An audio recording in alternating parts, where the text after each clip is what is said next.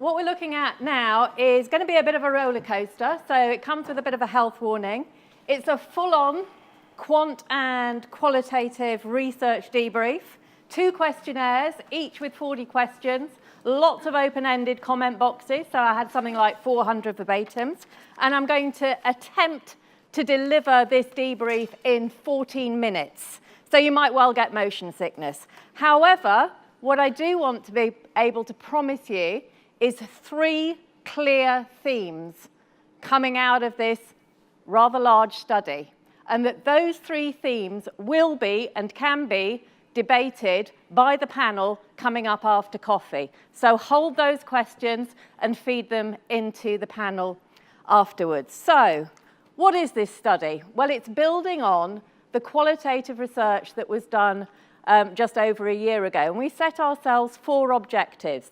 It was a study importantly commissioned jointly by the IPA and ISBA, so it's brought together agency perspective and marketing company perspectives. We wanted to broaden and deepen our industry knowledge, to establish an industry baseline, to look at current practices, those that are helping, those that are hindering, and also to investigate, very importantly, the interdependencies that Fran has been talking about internally within companies, but also importantly, given the audience that I've got now, those between marketing teams and their valued communication agency partners. How can we talk about effectiveness if we can't talk about the intersection between marketing and their communication agency? So that's why we had 2 questionnaires.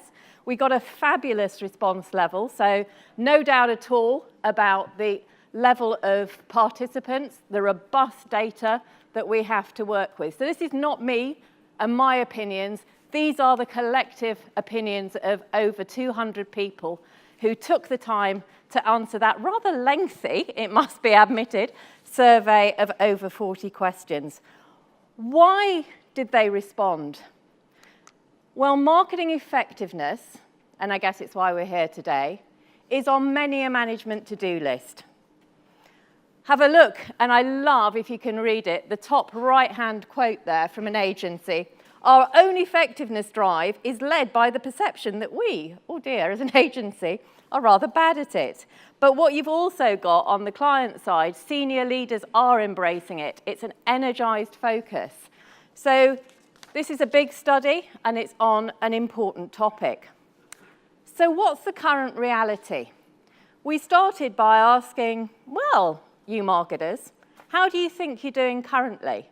Please rate your marketing effectiveness culture from a scale of 1 or 0, pretty bloody awful, through to 10, absolutely exceptional. And over half rated it at sort of 6 or below, which is pretty sort of meh. You know, I'm just going to find a fence and sit on it. However, those of you that are moving at pace will spot that by 2020, which let's be honest is less than 18 months away, 75% expect it to be 8 or above, with a third claiming they're going to be pretty much job done. Now, are they delusional, wildly optimistic, or actually are they being realistic? Well, I promised you 3 clear themes. Let's highlight those themes, and then I'll go through them, and you can decide whether those marketers are being realistic or optimistic. The 3 themes we're going to think about in sort of different ways, but what was the finding? What are the findings telling us? What is happening now? The what is the facts? Why is that the case? So the reason behind those facts. And then importantly, the how, which I can't get into in the next sort of 5 minutes, which is how as an industry, a collective industry, should we respond to these findings, which are, first fact, marketing effectiveness culture is clearly short-term in its focus. Second fact, it is not the norm for success criteria to be established and aligned formally upfront across departments, channels, and stakeholders, which includes agencies within those stakeholder group.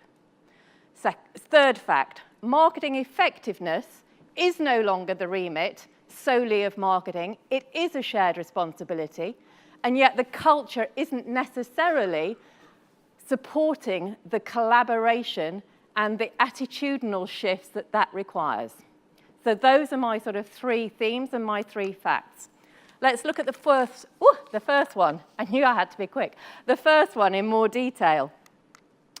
So we asked marketers, do you have a long-term plan in place? A fairly straightforward question. Only 14% agree that they have 1+ year plans in place. Importantly, far right-hand side, 0% of finance say there are long-term plans in place. This is a perspective that is shared by the agencies, and we see that only 5% of agency respondents see that the majority, 60% plus of their clients, as having long-term plans in place. And then, even if they have long-term plans in place, well, hell, short-term needs, of course, take priority. 75% of marketers agreeing our short-term tactical needs often take priority over longer-term objectives. The agency perspective supports that. One of the reasons for that is the way in which activity is measured is, as we can see there, short-term and ad hoc. So 67, 68, 70% agreement for focuses on reviewing and reporting individual campaigns. Measurement approach is fragmented. We have an ad hoc approach to cross-data analysis, responding to specific requests or challenges. So the way in which marketing effectiveness is looked at often supports that short-termism. Unsurprisingly, to pick up on the theme of marketing to finance, I'm not satisfied with our approach to measuring the effectiveness of marketing activity. 54% of finance agree. Few verbatims point to the relative ease of assessing short-term impact compared to the complexity of truly assessing long-term brand effectiveness. So we can see that quote, it's just too difficult in the middle there to quantify long-term business value of a strong brand. Short-term is killing, say agencies, strategic planning and long-term brand development health. I'll have to move on. The second theme, not yet the norm for marketing success criteria to be aligned. Well, rationally, this seems astounding. I mean, how can we purport to be interested in marketing effectiveness if we don't know what success looks like? Well, I'm now actually going to lead on the why. Huge range of data sources available for measuring effectiveness. So we asked all the marketers, what have you got available? And this is what they answered. Again, the eagle-eyed amongst you will see there are 2 columns. The dark blue are what do you use most actively or what do you value?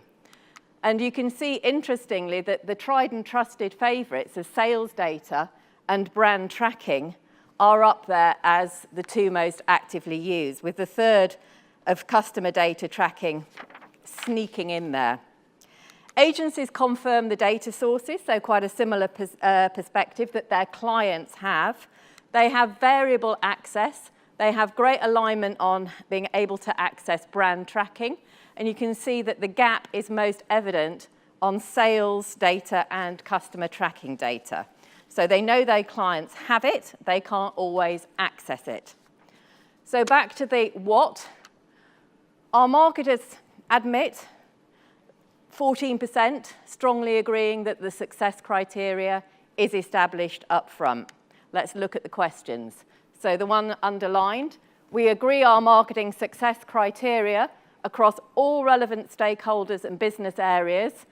We've got 14% strongly agreeing. So importantly, quick disconnect here, we make the relevant data accessible to the right people at the right time. Oh yeah, on the whole go the marketers, 57%. I think not, go finance at 18%. Interestingly, that disconnect continues through when we ask the agencies about the success criteria evident in briefs. So 20% receiving briefs with clear success criteria from most, again, over 60% of their clients, which mean the majority don't. I'm sadly going to have to skip over the verbatims because I'm going to introduce you and expand slightly on the third theme. It is a collaborative effort. No single area or department is now responsible. It's a shared responsibility, creeping up to nearly a quarter. And obviously, you can see there the importance of an insight and analytics unit. However, the marketing reality, the cultural reality in which our respondents operate is very, very varied indeed. And it's tough. And if culture, and we sort of specialize in sort of looking at business culture, is much more than just what is done, it's why it's done. It's about beliefs and attitudes. We could see very clearly from the quality of responses that, some of these marketers have it really rather tough. Somebody in effect said, I'm an effective unit of one. The business needs a smoking gun to actually accelerate putting effectiveness at the heart. And when we asked, has your company prioritized having the correct mix of resources, people, capabilities, systems, structures to support it, you can see that you haven't got strong agreement across the board. So only 9% strongly agreeing with that statement. We then asked the marketing questionnaire, what are the accelerators, what are the barriers, and got rich data responses. So we had three, what is going to make it work? A company-wide board-level endorsed commitment, active restructure of legacy silos, minimization of politics, integrated credible marketing measures. So those are the three themes. Sorry to scoot on. This full presentation is available, as they say. But I think importantly, I did flag that we're just not going to look at the what and the why, but how should we respond? And I know that's the purpose of the next panel discussion. But, how do we? We've been talking about this. How do we bring together the seemingly tough to reconcile short and long-term objectives? Are they genuinely at war with each other? Because, looking at how people talk, you would assume that to be the case. They can't be. Secondly, how do we agree up front with all stakeholders which marketing measures matter? And it will be different for different business. I said in one forum when we were exploring these debates, how hard can it be? And someone went, well, very, which is fair. Because, when you think about the complexity of the stakeholder as well as all the data sources, that is not a simple ask. How do we, though, not that we're CEOs and can restructure our whole businesses, develop on a day-to-day level ways of working which will support a culture of marketing effectiveness? Establishing more test and learn initiatives would be just one example. So hopefully by now you haven't got motion sickness. You have got three themes that you can think about, chat about over coffee, which I'm sure is much needed, and come back to the panel and we'll have the questions then. Perfect. Thank you so much. Thank you.